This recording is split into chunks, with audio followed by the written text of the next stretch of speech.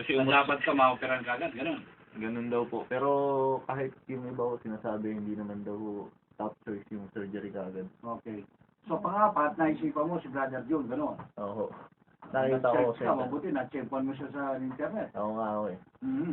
Ngayon, ano sa palagay mo? Ano sa palagay mo? Saan ka tutungo ngayon direksyon?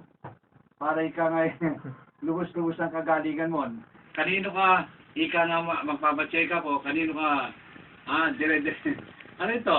Tuloy-tuloy ka na ba kay Brother John? Magpa-check up, gano'n o magpapa-therapy, gano'n? Oo, tatapusin ko muna yung sessions na sinasabi niya. Total, wala naman iniinom gamot, di ba? Oo. Para lang touching yan. Oo. Konting judo. Oo. Konting binabali-bali ang katawan. Alright. Pindot-pindot. Alright, papindot-pindot, napapagaling. Brother John, sige. Okay, for the second time, yun nga, second session niya. Ikaw daw ang napusuan niya. Paano ito? Kailan ang second session? Kumari, Brother Tony Falcon, ngayon na to after this Program. program. Okay, no problem. Basta importante sa atin, napagaling mo yung tao, nabigyan mo siyang, alam mo yung mga tao pagka hindi maniniwala sa'yo, kung hindi pa niya nakikita yung sinasabi mong galing mo, hindi niya natitikman, parang gano'n. So, to see is to believe eh. Paano maniniwala ang tao? Kung hindi niya na-experience yung napagaling mo siya. Ngayon, sabi niya, nakaramdam siya ng kagalingan, tuloy-tuloy yan, sana po, sabi ko, angat ko, bata-bata pa naman yan, mapagaling mo sa lalong madali pa. Nagbabasketball ka ba? Opo. Baka nakuha mo lang sa basketball yan. Natuyuan ka ng pawis sa likod, gano'n, di ba? Nalalasan natin yung mga sakit sa likod, gano'n eh. Alright, may nag-test natin, Bong, okay, maganda nga po, Mr. Falcon, mabuti naman. Alright, marami po mga bumabati. Brother, ano pang suggestion mo sa kanya? Unang-una po, Bukod doon sa pindot-pindot, mga therapy niya, may mga sinuggest ka bang pwede niyang i-take o inumin? meron tayong Herbal or what? meron tayo mga kababayan na ina-advise ko nga sa inyo na Teka muna, direkta mo kay... may in-advise ka na inumin niya? yes, unang-una brother, yung in-advise ko sa kanya yung tinatawag natin na mga sagana sa tinatawag natin mga proteins na dapat na makagaling sa kanya. Yan po yung mga tinatawag natin na strawberries or yung tinatawag natin na Jupiter or Jennifer berries. Ilan tayo gusto mo kayo ng tita niya ngayon pa lang? Pangalawa, Brother Tony So, Falcon. na-suggest mo na kahapon yun. Pero ko, wala pa na nainom yan kahit sa. wala pa. Kaya sinasabi ko nga po muna, Puro pindot-pindot muna yan. mga ganito po muna, yung mga therapy muna, and at the same Kung time. ko sa pindot, di pindutin mo na lang, di ba? Huwag na doon sa ano muna. Itong, anong tawag dito? Food therapy. Alright, sige. So mga kababayan, kung kayo po ay nagkakaroon ng ganitong mga hinaing sa ating buhay, narito po ang Lingkod Bayan para sa inyo mga kababayan. At yan po ay binibigay ng Lingkod Bayan na wala pong kalakip na kapalit. Ano po, dito po sa ating Basta studio. nakatulong tayo sa tao, nagpasalamat, okay na. Kay Tony Falcon yun. O, di ba? Importante sa lahat mga kaibigan, may naniniwala. Doon sa mga bisita natin, naniniwala sa iyo dito, sabagat iba po ito, broadcast ito eh. Buong Pilipinas, napapakinggan tayo na ito mga binabanggit ni Tony Falcon at saka Brother June, talagang kapanipaniwala. Yan eh. Gusto ko yung kapanipaniwala na ika nga lahat ng mga listeners natin, baka bigla magdagsahan dito. Sige, ano pa? Sa katulad na ganitong pinag-uusapan, Brother Tony Falcon, unang-una, ito po talagang dapat natin i-avoid o iwasan yung napakasagana sa tinatawag natin na animal product at saka mga alcoholic product na tinatawag. Karne, mamoy, manok, alak, ayaw na lang, inalis mo na ang bisyo ko eh. Brother John, paano naman ako mabubuhay sa mundong ito wala isda, bira ako makakain ng isda. Wala dito sa lugar ko, wala akong mabiling isda. Puro karne ang dinadala sa akin. Pwede ba yun? Kahit pa, pwede ba akong kumain? Kahit yung laman lang, gano'n. Siguro, Brother Tony Falcon, ang Konti-konti lang. mas maganda ito yung mga turkey product. Kung talagang hindi ito maiwasan. Papupuntahin ko ito sa Chinatown, si Jesu Rivera, pabibili ako ng turkey doon. Sige. Alright. Yung pala gusto mo. Mas mura yun. Ang per kilo rin, I think, is 300, 400. Mamoy, ano lang, magkano lang? 100 lang mahigit. O, di ba, yung chicken, 100 mahigit. O, di ba? Yung turkey binanggit mo, mas mura yun. Palagay ko, 4 to 500 yun per kilo. Okay. Bale, kung hindi ba ma-cholesterol yung turkey, sabi. Napaka, ano, brother, Kasi very, tatakot ako yung mga ganun. very ano po noon, very nutritious at saka napaka medicinal po ang value ng turkey. Sagana po ito sa tinatawag natin na anti-inflammatory properties. Brother Tony Falcon. Yung mga Chinese na... Wala po itong fats na tinatawag. Hindi kasi yung mga Chinese na regalo sa akin, eh may bubulugan ko, pwede ba turkey na lang ibigay mo sa akin, huwag ng manok, o di ba? Parang gano'n. Eh, mas maganda siguro kung turkey na lang. Okay, Brother John, sige, tuloy mo. Nagbibiro lang ako. Mamaya may dumating na turkey rito, sige. So, mga kababayan, isa pa pong preventive tip na pwede natin gawin sa ating buhay ay magkaroon po tayo ng maging alert po tayo sa ating weight na tinatawag. Doing aerobic exercises and avoid repetitive stress na tinatawag or yung mga trauma na nangyayari sa ating pong mga kasakasuan. Na kung saan po ito po nagdudulot ng atherosclerosis na tinatawag. At dapat po lagi po nating kaiwasan lagi mga kababayan yung ating tinatawag natin na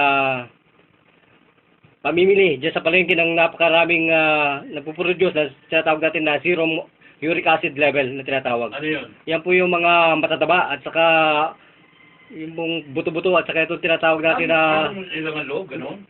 hindi pa lang yun, brother. Yung mga mataas yung uric nun, di ba? yung pong yung mga buto-buto. At saka po yung Pula na buto, tapos sasarap na mga beans. Yes.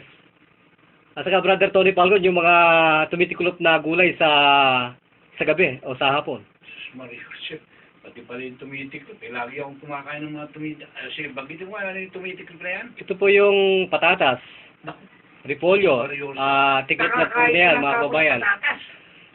Bawal na bawal ho yan sa atin, no? Sus Mario, shit. Kaya ito pong may problema sa... Ang sarap ng patatas ng pagka-fried eggs doon sa pagkain.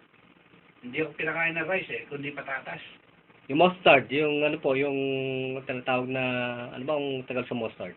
Grabe ka naman pala. Talagang mga lahat ng bawal ayaw pakain sa akin. Dito po talagang kakainin natin. Repolyo! Bawal na rin po yun, nakatiklop na yun. Grabe talaga yung pati repolyo. Kakakain mo lang kanina. Petsay, Pechay, ano bawal din? bawal ho yan. Mustasa. Mustasa po. Eh, grabe. Kaya mga kababayan, kung kayo po ay nagtitake ng mga temporary relief na tinatawag yung mga tablet na panandali ang lunas, at kung kayo po naman ay kumakain din ng mga ganyang bagay na tumitiklop, lalo pong nararagdagan ang ating pananakit ng ating buong katawan, mga kababayan. Ganun, kaya pala ako mahilig pa naman ang buti na lang, hindi sumasakit pa yung ano ko. Sumasakit lang sa akin, daliri ko. Ha? Mahilig ako doon sa mga tumitiklop Pero ngayon, hindi na ako kakain, sinabi mo, hindi pala maganda yun. Napakataas ng mga ano po ito, Nakikinig diba? sa atin pakinggan niyo po yung sinasabi ni Brother John. Baka totoo yung sinasabi niya para sa inyo, kayo rin. Okay. Alright, tama lang tayo, Brother John. Papatagastas muna, baka importante dito, yung mga pambayad natin sa radyo, sa telebisyon. Kung wala sila, wala rin si Tony Falcon dito na nakikipagdagdagan sa inyo. Oh. Alam ko, tinawasan ka na tinawag niyo. Sino? Yan, hindi na akala. Sige, tawagan mo. Libo-libo ang naaalagaan ng PCSO. Salamat, PCSO. Maasenso na ako. Kahit tayo dito Marami pang natutulungan ko. Salamat po. PCSO. Pusong Pilipino, pusong panalo. Alright, tuloy-tuloy tayo. Yan po yung PCSO. Talaga 10 piso, 20 pesos, may pag-asa tayo maging milyonaryo. Malay mo, 10 piso lang yan, 642, 645. Huwag po ninyong kakalimutan yan. Yung mga laga ni Tony Falcon, muntik-muntikan na maging milyonaryo. Gusto ko, kasama kayo sa pagiging milyonaryo ko. Sabayan nyo si Tony Falcon sa pagtaya. Libo-libo rin ang naaalagaan ng PCSO. Salamat, PCSO. Maasenso na ako. Marami pang natutulungan ko. Salamat po. PCSO. Pusong Pilipino, pusong panalo.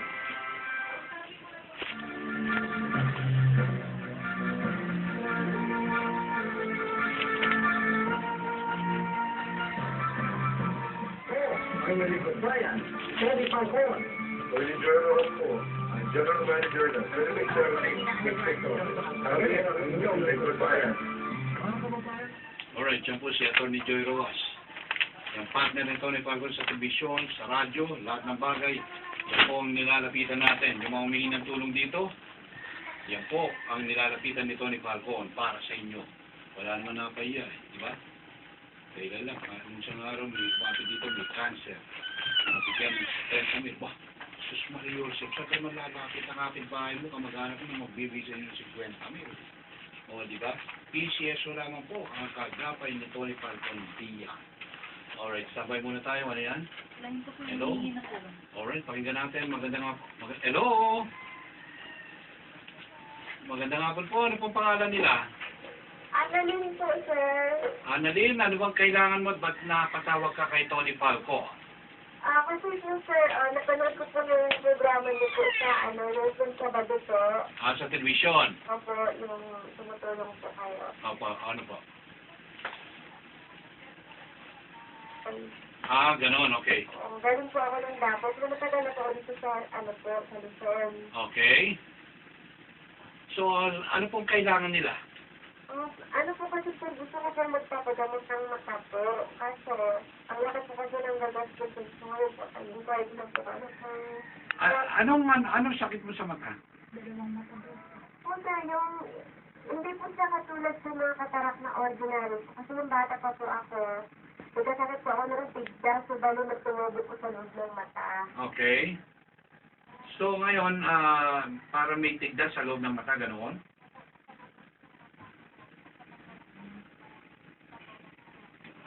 Di ba kailangan ng operasyon yan? Saan ka nagpa-check up?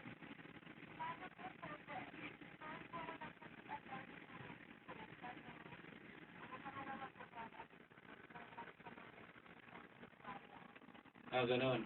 Ganito, no? Pagka nagpa-check up ka, tapos operan ka, pagka opera mo, tsaka mo katawagan kung magkano yung bill mo sa ospital, ganoon.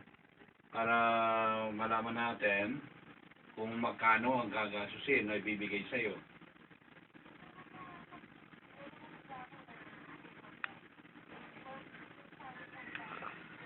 Meron ka ng parang ibibigay sa'yo ng ospital, parang gano'n? Quotation, para magkano yung babayaran mo in case na operan ka, gano'n? Alright, ganito ha. Pwede po na, di ko makakita, parang di ba? Tumubo. Dalawang mata ba yun, isa? Dalawang mata. Grabe. Okay, ganito natin si Brother John. Iba naman kasi ang kaso nun. Sana, matiyempuan niya si Brother John dito. May tulong na, hindi na kailangan mga opera, Pwede ba, kaya ba yung mga ganun? May mga parang, ang tawag dito sa mata, kulitis, Anong tawag dito, kulitis? Hindi, parang may daw siya, may sinubukan ng sa loob ng mata, yung gano'n. Parang siguro nakabuo, parang bukol na yun. Yung alam mo ba yung kuliti? Kagat ng isip niyo, sir. Hindi, yung namagari ito, namamagahin pag kinagat ka. Tapos magiging sugat sa loob ng mata. Parang. Pero yung tinubuan na parang, ano ba ito, yung butil ng, kung ano mong butil yun. Basta may rakit sa loob ng mata. Yun ba yung natutulungan mo, Brother Joe? Sa ating mga kababayan, sa ating pong ating profession, napakarami na po na natulungan natin dyan na Brother Tony Falcon.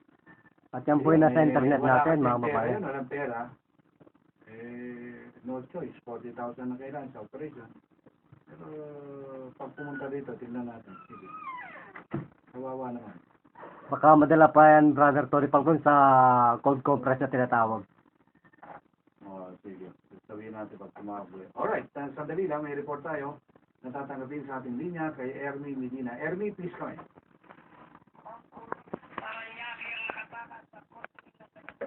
Kahapon, habang nagpaalam ito na may kukunin nila sa kanya sasakyan ng mga kalingat ng escort, agad itong tuwalas.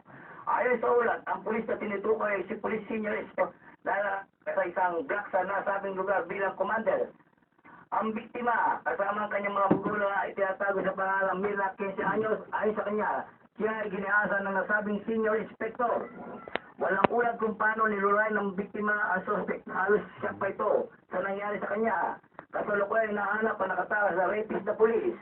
Kung may bad news sa kapulisan, may good news naman sa mga pulis diyan sa Balintawak na agad nahuli ang mga suspect na snatcher. Ito ang pahay ng isang biktima sa nasabing lugar. Mula rito sa area ng Camaraba, Hermie Medina nag-uulat sa numero 1 sa Kawangawa, Likod Bayan ni Tony Falcon, Bea Corpus, DWAT. Alright, maraming salamat. Hermie Medina. Kailangan ganun, may mga walang iya talaga eh. Isipin mo, imbis na makatulong sa tao, eh, isa pa rapist. Mga pulis mo, kawawa. Grabe naman, sinisira nyo yung pangalan po ng mga kapulisan natin. Isang pulis, isipin nyo, anong isipin ng taong bayan nyo? Yung mga pulis pala, mga walang iya, mga rapist. Eh, grabe naman kayo kanina, kernel yung kabarkada ni Tony Falcon. Huwag naman po sanang ganoon. Ha? Sinisira nyo yung pangalan ng pulis, dala-dala nyo pa yung uniforme ng pulis. Ha? Ano naman po, itong tao na ito, eh, sa lalong madaling panahon, mawala sa kanyang tungkulin, maragot sa kanyang ginawa. Dinirate niya, 15 years old, grabe ka. Parang hindi ka naman marunong manligaw, ah. Manligaw ka na lang. Bakit kailangan mo pang rapin yung 15 years old na yan? Eh, tarantado ka pala eh. Alright, sige, kamatayan ng gusto mo, ha. Pag nahuli ka, sigurado, dead ball ka sa pulungan. Alright, Brother John. Yes, mga baba. Ka. Pulis, na-rapist pala. Yes. Yung mga ganyan, hindi dapat mabuhay sa mundo ito. Brother to. Hindi na sila ang dami dapat gawin, ha? Ano ba yung mga manyakis ba yan? Grabe naman yung mga yan. Grabe po kayo. Sige, dami nyo dapat ligawan o ano. Bakit kailangan pa kayong mang-rape? Sige. So mga kababayan, ito po yung ating pinag-usapan muli, itong joint pain or itong tinatawag natin na sleep disc, mga kababayan. Kung ang ating pong paningin, mga kababayan, eh talagang maliwanag pa. Pag nakikita po ninyo ang ating balat, eh medyo dry at saka brittle bones na po. Pumunta na po kayo sa lingkod ng bayan dito sa ating studio, 304, Dumlao Building, Barangay Pleasant Hills, Mandaluyong City. At saka po, meron tayo dyan sa Taguig, mga kababayan, Building 16, Room 402. BCDA po, Centennial yan, near C5 and Libingan ng Bayani. Back to you, Brother Tony Pampa. Sige, Jeso, magpaalam ka na. Medyo kinakapos ang oras natin. Sige, go ahead. Mike po. Alright, Mike. Okay. maraming Wala si salamat Mike Cabe po rito. sa lahat ng nakinig at naglaan po ng panahon ngayong hapong ito. Pagpalain po tayo ng ating Panginoon at maraming salamat po sa inyong lahat. Lagi naman sila naglala ng panahon kay Tony Falcon eh. Napaka-titulo nila si Tony Falcon. Alright, mga kaibigan, maraming salamat po sa lahat ng mga nakinig. Dito po sa number 1 na programa sa radyo. Ganun pa rin mga sponsors po natin. Nasasalamatan po namin kayo. Kung wala kayo, eh wala rin si Tony Falcon. Wala po yung partner natin nasa editing. Dalawang araw yan, dalawang gabi. Kaya pagod na pagod yung aking partner dito. Alright, baka po ninyo sa araw ng Biyernes ang kanyang show. Thank you ba ni Tony Falcon? Mabuhay po kayo, mabuhay ang isang bayan ng Pilipinas. Kakalan pa rin po ni partner Bea Corpus, si Tony Falcon po itong inyong napapakinggan. Maraming salamat, bayang kong Pilipinas. And I'd like to say this again and again, I love you. Yan eh.